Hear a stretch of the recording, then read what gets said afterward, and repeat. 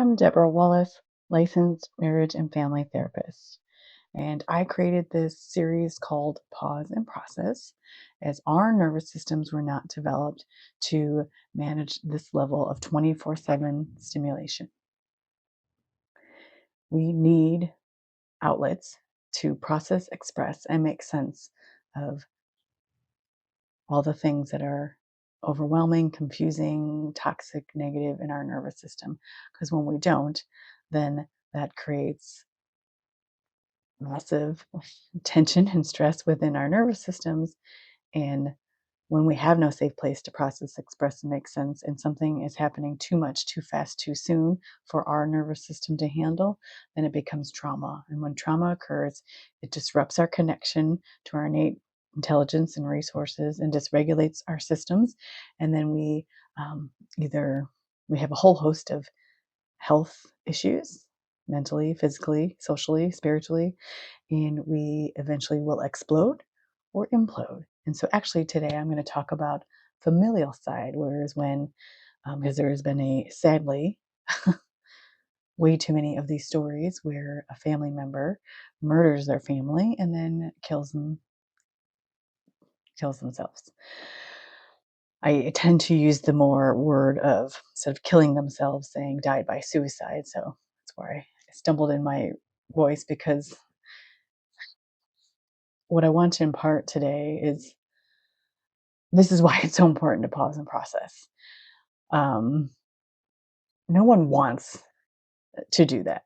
No one wants to reach their limits in harm. And yes, I've been doing this for over 25 years as a therapist, but then witnessed in my own life lots of horrible things and knowing of lots of horrible things that can happen.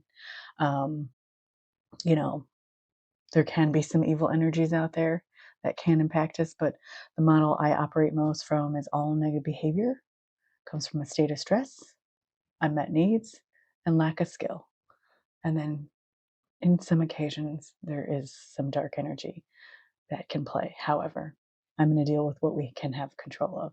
And that's why I developed this series, to show that there's actually easy, I say easy, but hard to do in this 24/7 stimulation with all these demands on us. But there are simple, playful, positive ways, healthy ways that we can pause and process what's going on in our lives and make healthy choices, respond in ways. Often we are just so stressed, we are reacting in default, fight, flight, freeze, attack, that we are not able to see clearly and connect to our innate intelligence. And when we are able to connect to our innate intelligence, um, then we are able to be compassionate, calm, clear, creative, and it's just, and we all have this capacity to do so. Um, so how come I chose, again, I saw so many recent stories, and I think so many people, when anyone dies by suicide, and then also, how could you kill your own family, especially when it's children? It's, to me, as a family therapist, I'm constantly working with families who come to me and, like, why is it so hard? This should be easier. And it breaks my heart when I hear that, because we think we've made all these gadgets. We think we've done all this awesome stuff to elevate our society, when in fact we have just added more toxins. I mean, the stuff that's in our food, the things that are in these, the plugging in, all the technology, all that we are absorbing, um, we weren't designed for that. We actually need time in nature. We have biological needs of sunlight, oxygen, touch, connection, real face to face connection. And we are so gone so far from that. And the demand we that with, I even my son was studying to be a programmer, and he read a book on it saying that the person who developed Instagram regrets developing it, because we have now looked at it as a way to just mirror and compare. Um, and of course, you're going to fall short when you're comparing others. And so when a family member, like a lot of the times when you read the stories, there was debt, they were ashamed, they had failures. They couldn't handle it. And then often in families, you're fighting all the time. You have two individuals who came from different families, handle things differently. We we often attract partners that mirror our upbringing, even if we swear we'll never behave the way our families do or our parents did. We react when we're under stress. We default to our survival patterns, and those are ugly. We become mean. We lose control. I've written this book, How to Train Your Brain. I have lots more onto that, but that's what we do. It is it is automatic. You don't choose to do it. And our society as a whole does not allow safe places to process negative thoughts, feelings, emotions, and events consistently. It's like we show up, like, usually when there's a death, we'll show up, oh my gosh, so bad, grief. But then within like a month, move on. That's not how it works. Grief, loss, pain takes time. And so often then people say, "You're not alone. Reach out for help." Yet when you reach out for help, often, and again, I don't people aren't equipped for this, and that's why I wanna empower people and help illuminate, oh, what a disservice we do. Because most of the time what we do is when someone is expressing their hurt and frustration and pain and, "How can I get off?" That feels very uncomfortable for the person listening.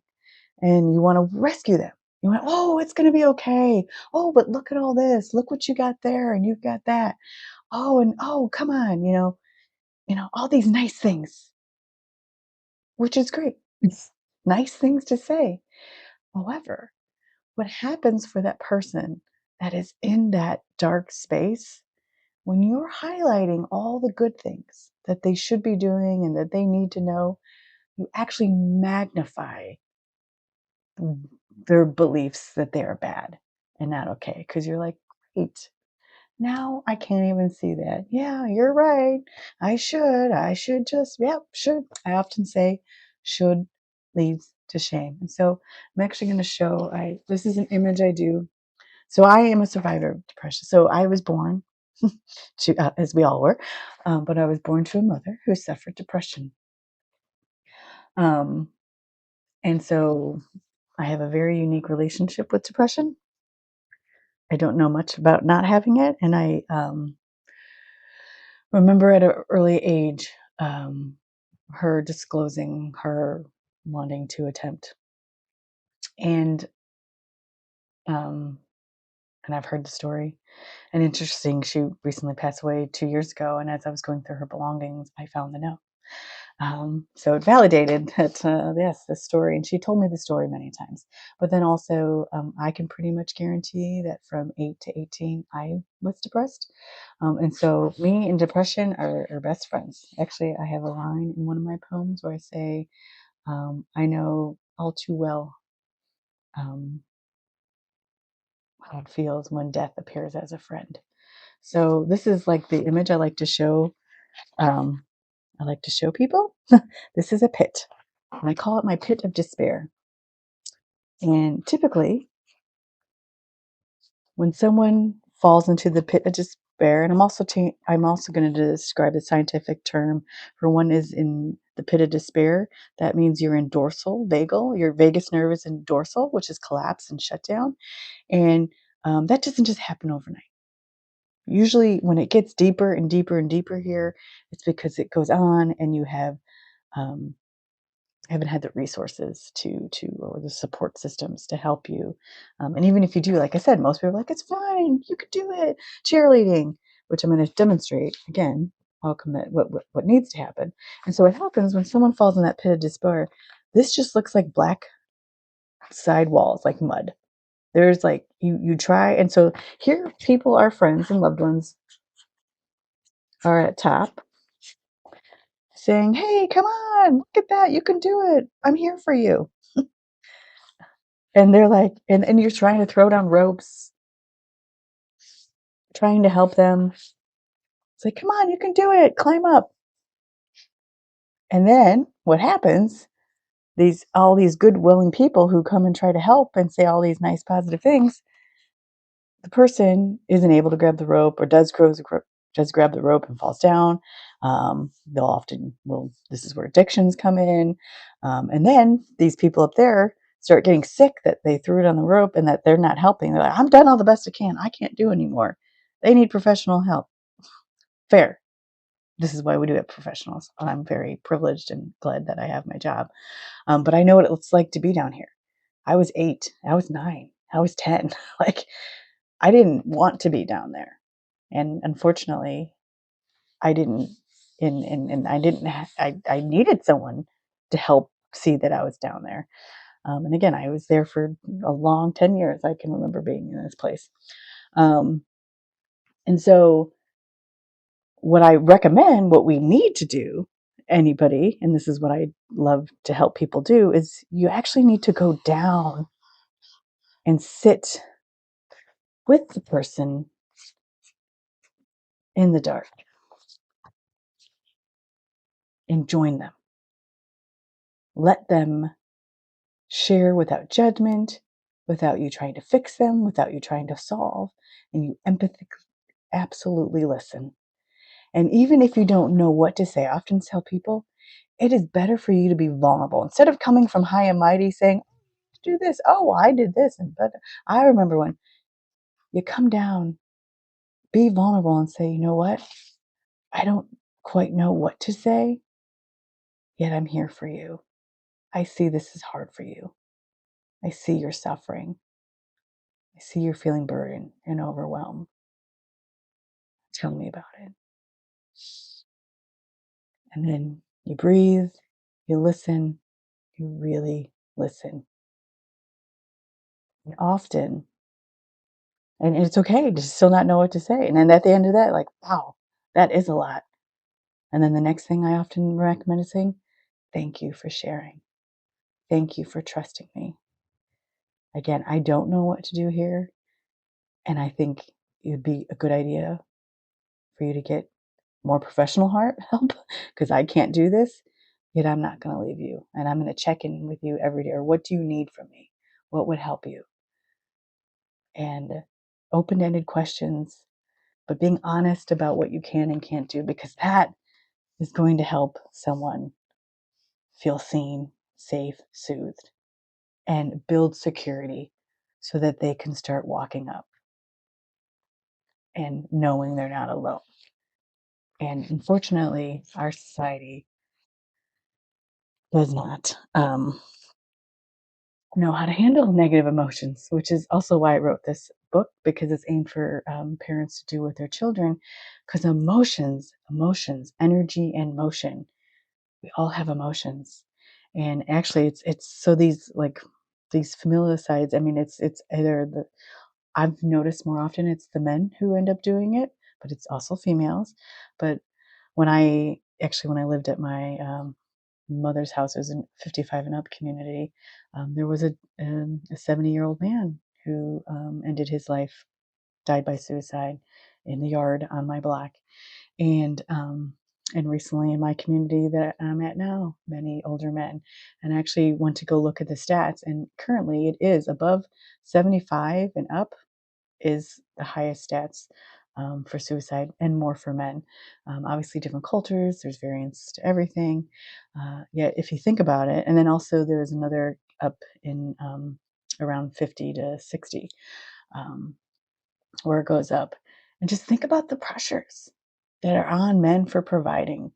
And they're not allowed to have emotions. And then the only emotion that they're kind of allowed to have is anger, but not too much anger because then they're bad. And then we're shocked at what they do with their anger, but they haven't been allowed to have emotions. And in fact, like when I work with men, I often, because my model that I use, that I teach in my book, is all negative behavior, as I mentioned, comes from a state of stress. And pretty much our nervous system is sensing everything as a threat or safety. And I'll also say love or fear, trust or fear. And so when I work with men, I actually, I find if I say the word, what are you afraid of? Oh no, dismiss it right away. I'm not afraid. So I've actually had to change the language is what concerns you so that I can actually get an answer. Because it's so been ingrained in men that they're not to be allowed to be afraid. They're not allowed to be vulnerable. And they're meant to provide and be strong. And so we're just doing such a disservice on so many levels. Um, and I will do more talks on love-based connection, conscious parenting, where we embrace this model. But that's what my book is about. Um, and it's really sad. It's really sad. It's really sad. And I'm not surprised how many people reach their limit and and hurt their families and then die by suicide. And also someone who has been in that state and suffered, we often think, at least, and again, it can be different for everybody, but I've witnessed this a lot, that you feel like you're a burden, that there is, first off, there's no solution. There's nothing you can do. You feel trapped, helpless.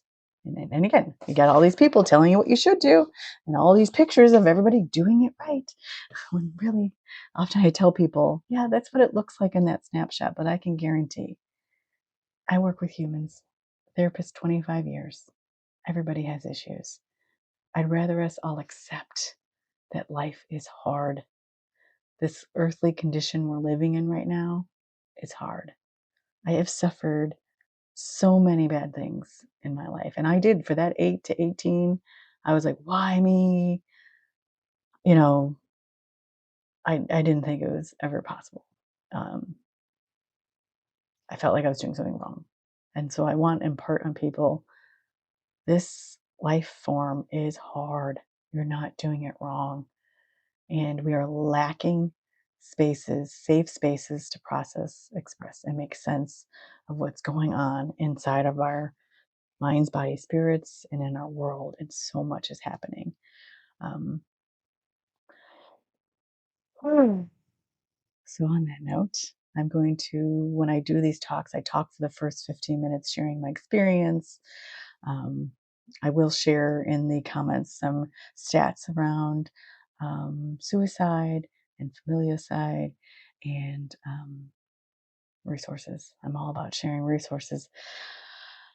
However, when we're under stress, we cannot access our resources. So it's very important to take time to pause and breathe. So I'm going to walk you through a technique that actually I developed, and I've done more talks on it, called my ABCs.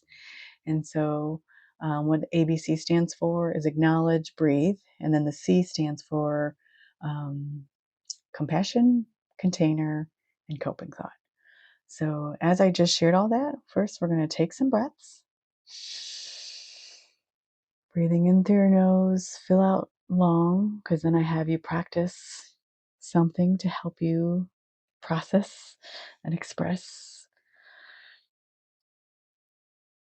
and help expand your tolerance for discomfort and build capacity and connection within your own mind, body, spirit, which then will trickle on to all the relationships and systems you engage with, like your work and schools and other friends and families. So breathing in,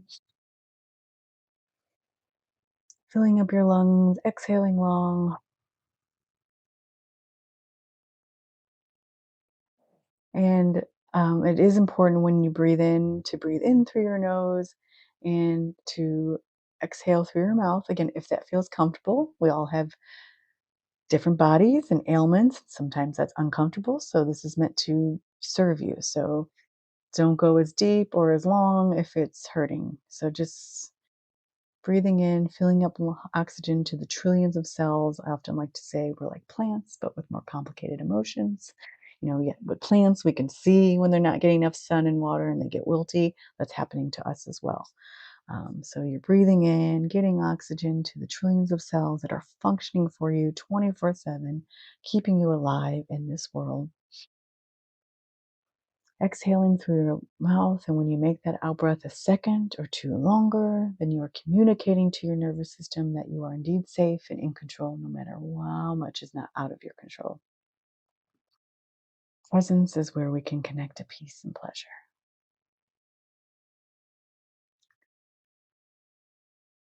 So breathing in, and then I'm going to invite the first A. A is acknowledging as you're breathing, kind of A, B go together.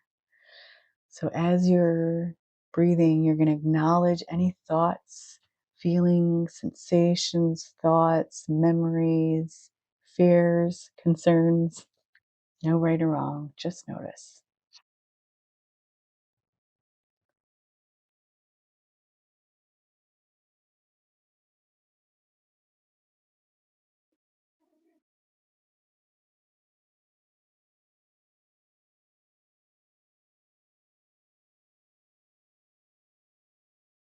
Find it's normal that people will often feel a little anxious. Am I doing this right? Get distracted by something because we're not used to pausing and sitting in silence.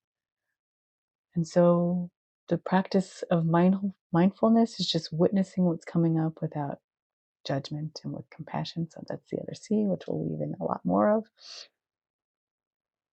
Because first you're just noticing and acknowledging, name it to tame it.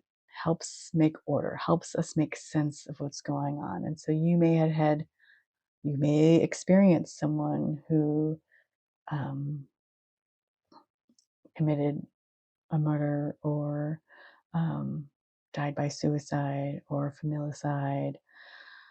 You may have memories of your own family fighting in conflict.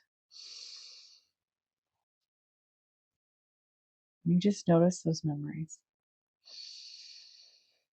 You notice any sensations, like I'm having a little bit of a headache tension right here. I'm noticing my feet are a little tense. I'm actually going to lower them to the floor. You just listen to your body. Everybody's different. It's more important that you meet yourself where you're at.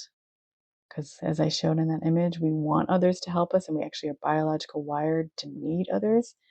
Yet that's not always likely and available. So I want to help us build that connection within ourselves. And so you're acknowledging any thoughts, feelings, sensations, memories, fears.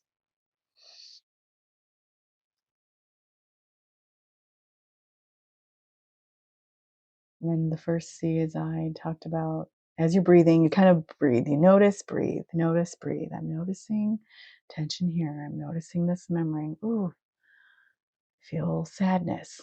Breathe.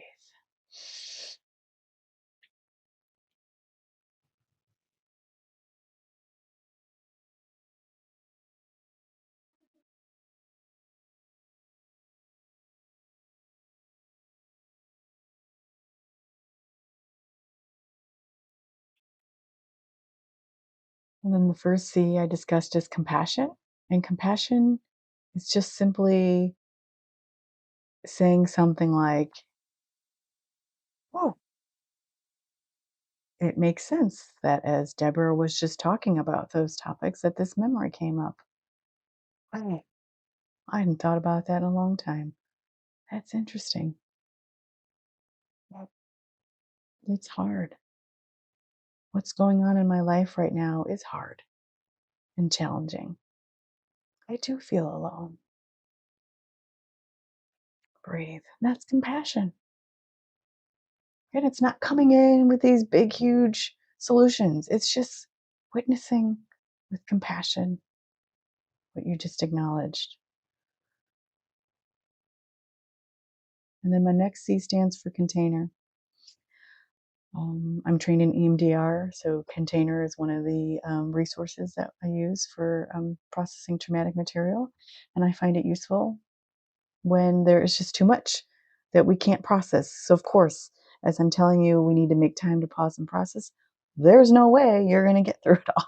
So, we have a container that we create that we can at least consciously put aside, because if we don't consciously set it aside, we'll suppress and repress. And that's what's going to lead to explosions and hurting people we love. Seriously, grave consequences. And so when we have a container, we are consciously taking whatever just came up in us that we can't quite manage or feels distressing or disturbing. You're going to pull it in a container. In a container, it's anything that feels definitely secure, locked, it's unique to you, it's real or imagined. No right or wrong. I personally have my childhood camper is one of my containers. That's for my personal stuff, and then I also have a container that's very unique for my client work. So that's what I've needed to do. I've had people use a mason jar, a trunk of a car, a gun safe, a vault. No right or wrong. So take a moment and breathe in and imagine a container that you can use, that feels safe, that you can close it, secure.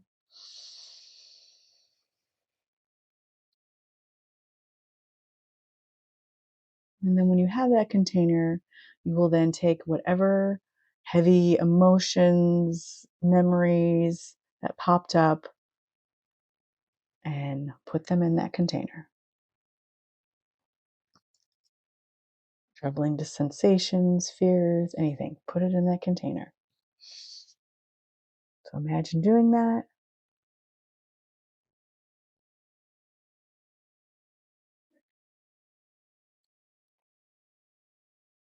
And then when you have it all in there, close it.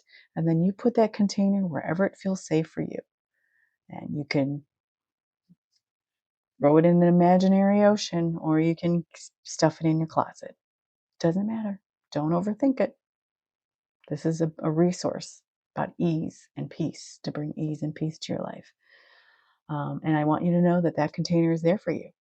And you can open it anytime you want. And it is important to make a commitment to yourself, because if something came up that was too disturbing, if you're not going to make time to process it and sit with it again, it will come back in your life. It'll play out in our relationships, it'll play out in your health.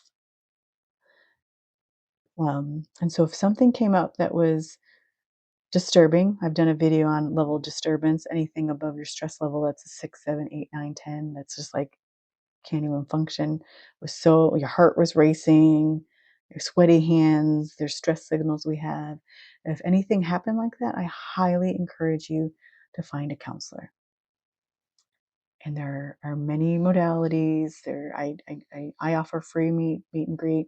See if they'll do that. You want to make sure you are finding someone who's a good fit for you, because just because they have credentials doesn't mean they're a good fit for you. So please do that, because it will come back.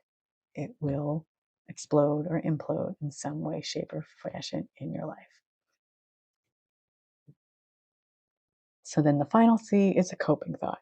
It is thought, a belief that feels true about you or your ability to cope with whatever is going on right now. It could be as simple as, I'm okay. I got this.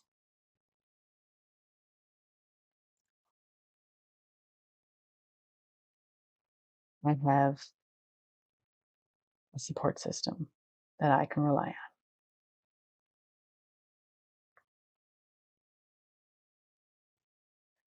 And it could even just as like when I showed this picture, when you go down, it's like you're doing the same thing for yourself.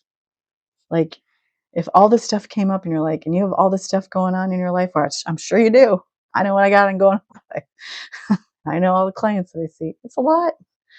Um, you can even the coping thought can even be, you know what? I'm not sure. We can be honest. I'm not quite sure how I'm going to handle this, but I know I can do it. I know I can find a resource. And then you breathe that in and notice how your body, your mind, your spirit responds to that coping thought.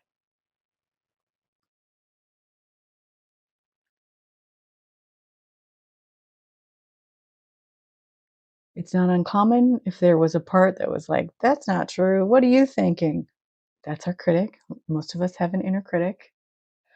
And so you might have to tweak it a little bit because all your parts aren't on a board. I also do IFS work. Means all our parts aren't on board. So it's important to maybe tone it down a bit, your message, so that it feels more true. So again, trial and error, you know yourself best. So if kind of play around to see what thought can work for you. I'll also share in my resources a link of example coping thoughts because it's sad, it hurts when I mean, I remember when I was in this pit um, that I could not think of coping thoughts. And I needed a list. Unfortunately, my mom did finally get treatment for depression, and she'd share her resources with me. And one of them was a list of Bill of Rights and affirmation statements. And holy moly, did I need to read those? So I will share those. Thank you so much for taking the time, not again, to listen to me. However, what I hope you see that this is a gift that I want to empower others to create this for yourselves and make a commitment to show up for yourself so that you may be your best self to manage this hard, extremely stressful, toxic environment we find ourselves in today. Take wonderful care.